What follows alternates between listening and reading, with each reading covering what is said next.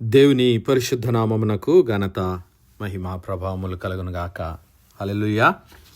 ఈ అనుదిన బైబిల్ ధ్యానములకు మీ అందరినీ మన రక్షకుడు ప్రభు అయిన యేసు క్రీస్తుల వారి పరిశుద్ధ నామములో ప్రేమతో ఆహ్వానిస్తున్నాను. ప్రియులారా, 2026 సంవత్సరము ఫిబ్రవరి మాసము 16వ తేదీ సోమవారము దేవుని వాక్యాన్ని వినడానికి సిద్ధపడిన మీ అందరిని బట్టి దేవాది దేవునికి కృతజ్ఞతాస్తుతులు చెల్లిస్తున్నాను.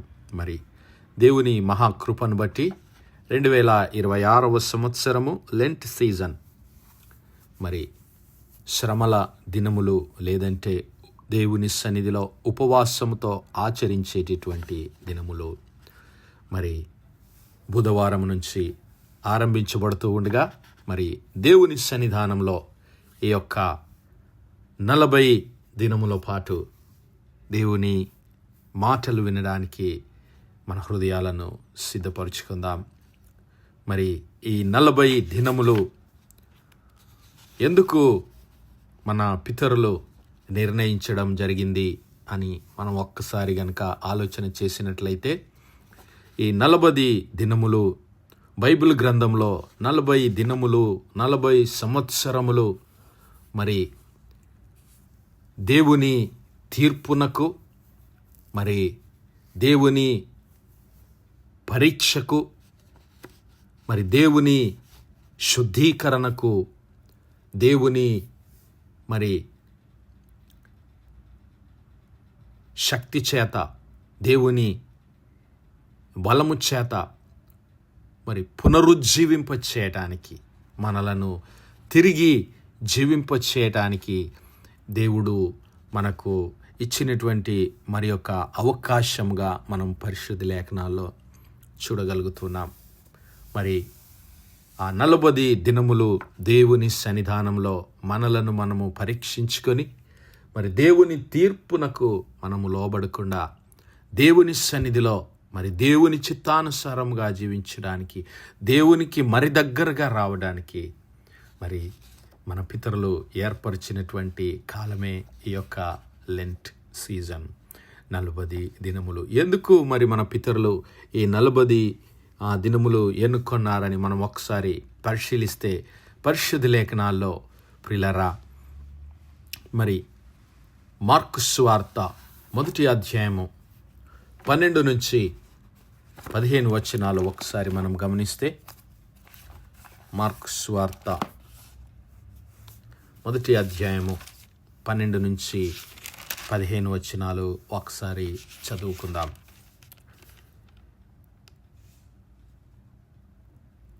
అప్పుడు యేసు క్రీస్తు ప్రభుల వారు, అనగా ప్రియులారా 9వ వచనం నుంచి చదువుకుందాం. మార్కు సువార్త 1వ అధ్యాయం 9 నుంచి, ఆ దినములలో యేసు గలిలయలోని నజరేతు నుండి వచ్చి యోర్దానులో యోహాను చేత బాప్తిస్మము పొందెను.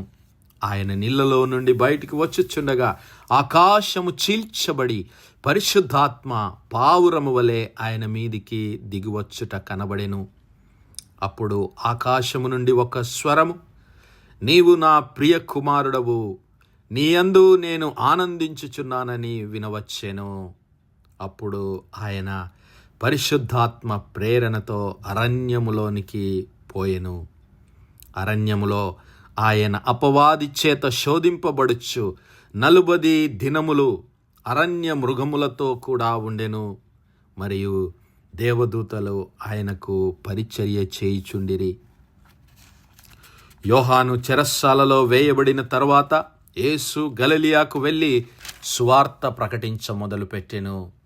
కాలము సంపూర్ణమయ్యున్నది, దేవుని రాజ్యము సమీపించి ఉన్నది, మారు మనస్సు పొంది సువార్తను నమ్ముడి అని ప్రకటించసాగాను. And Jesus saying, the time is fulfilled and the kingdom of God is at hand. Repent ye and believe the gospel. Hallelujah. ఇదిగో కాలము సంపూర్ణమయ్యున్నది, దేవుని రాజ్యము సమీపమయ్యున్నది, మారు మనస్సు పొంది సువార్త ప్రకటించుడని, సువార్తను నమ్ముడి అని ఆయన ప్రకటించడం మొదలుపెట్టాడు. ఇది ఎప్పుడు ప్రియులారా? మరి యేసు క్రీస్తు ప్రభుల వారు నజరేతులో నుండి గలిలియాలోని నజరేతు నుండి మరి యోర్దాను వచ్చి యోర్దాను నదిలో యోహాను గారి చేత బాప్తిస్మము తీసుకొని పరిశుద్ధాత్మ చేత అభిషేకించబడిన వాడై 40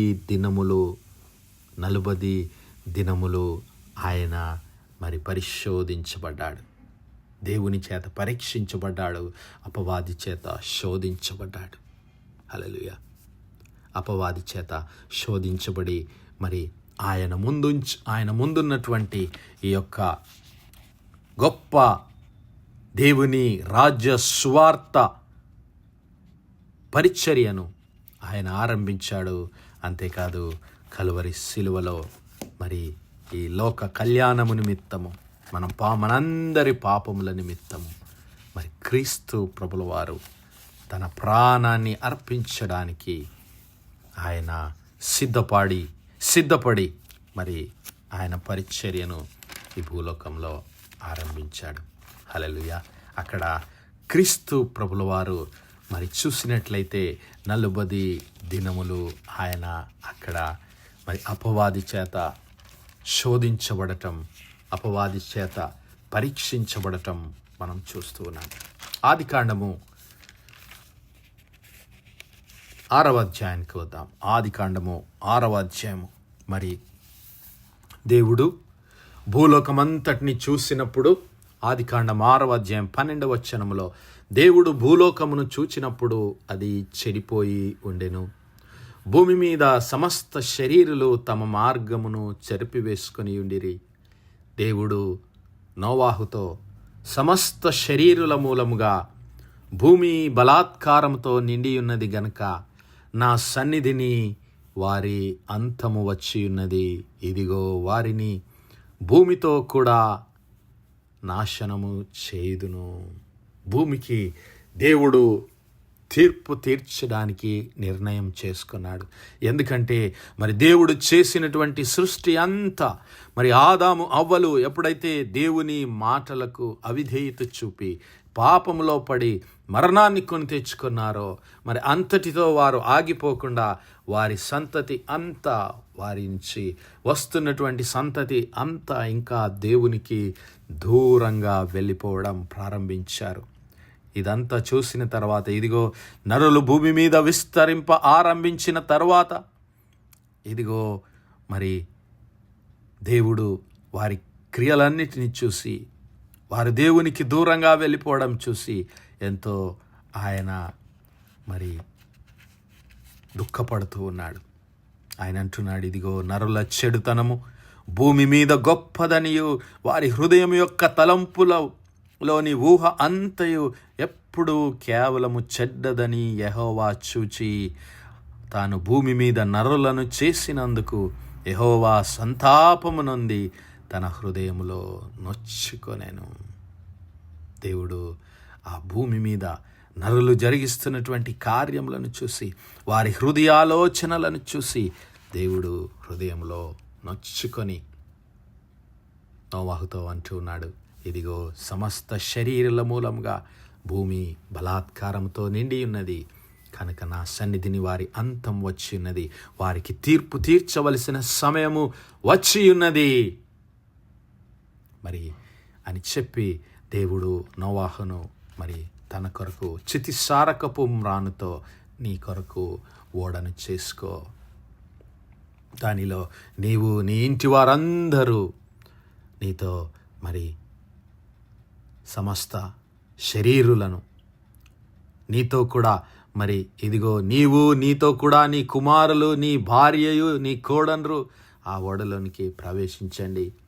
అలాగే ప్రతి జాతిలో సమస్త శరీరుల యొక్క ప్రతి జాతిలో 2 చొప్పున నీ ఓడలోనికి తీసుకొని రా, వాటిని బ్రతికించి ఉంచుకున్నటకు వాటి పక్షుల వాటి జాతుల చొప్పున పక్షులను కూడా తీసుకొని రమ్మని నోవాహుకు దేవుడు సెలవిచ్చి మరి వారందరూ 120 సంవత్సరాలు దేవుడు నోవాహుకు సమయం ఇచ్చాడు. నోవాహు ఓడను సిద్ధపరచుకొని దేవుని ఆజ్ఞ ప్రకారము ఓడను తయారు చేసుకొని మరి ఆ ఓడలోనికి ప్రవేశించినప్పుడు దేవుడు మరి 40 దినములలో ఆ యొక్క మరి సృష్టినంతటినీ ఆయన శుద్ధీకరించాడు. నీటి చేత ఆయన మరి ఆ యొక్క ఆ సృష్టినంతటిని, అప్పుడున్న జనమంతటిని ఆయన శుద్ధీకరించాడు. చూద్దాం. ఆదికాండము 7వ అధ్యాయము 4వ వచనంలో దేవుడు అంటున్నాడు, ఎందుకనగా ఇంకను 7 దినములకు నేను 40 పగళ్ళును 40 రాత్రులను భూమి మీద వర్షము కురిపించి నేను చేసిన సమస్త జీవరాశులను భూమి మీద ఉండకుండా తుడిచివేయుదును. దేవుని తీర్పు, ఇక్కడ 40 దినములు దేవుని తీర్పును అక్కడ మనం చూస్తూ ఉన్నాం.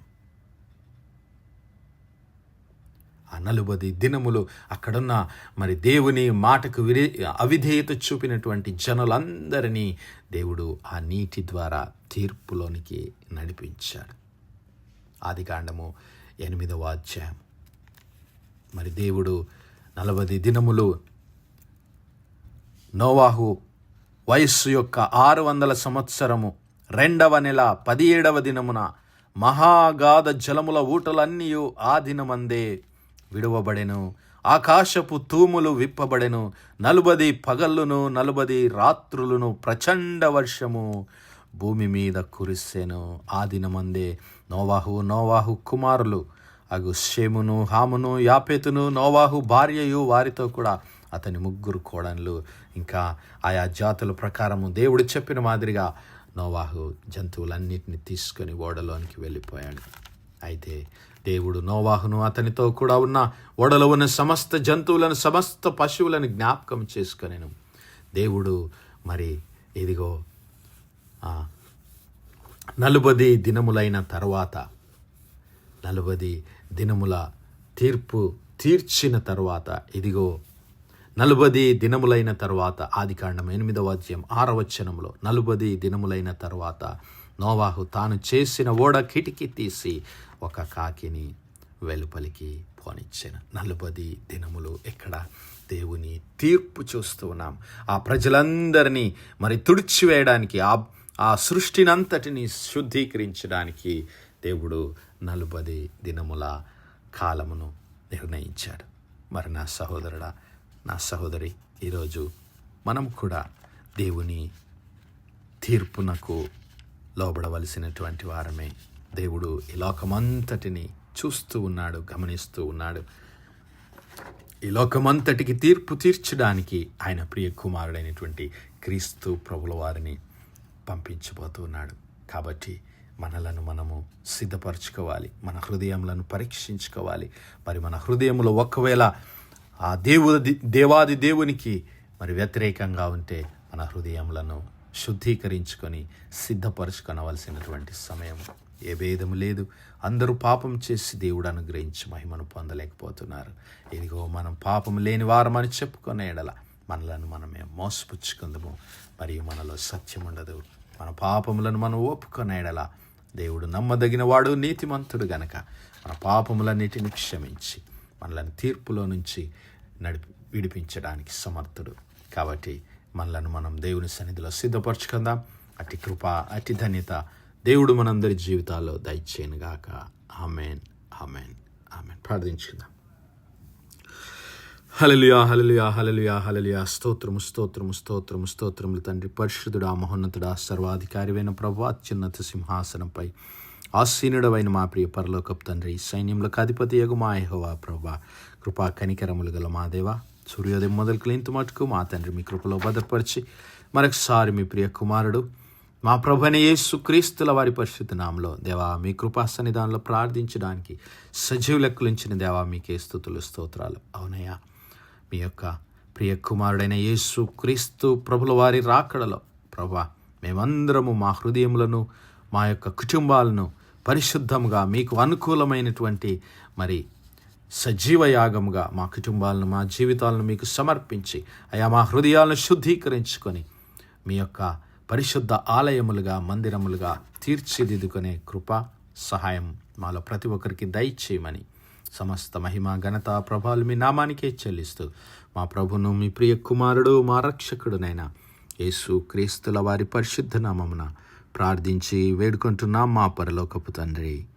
Amen, amen, amen. God bless you all. Praise the Lord. Shalom.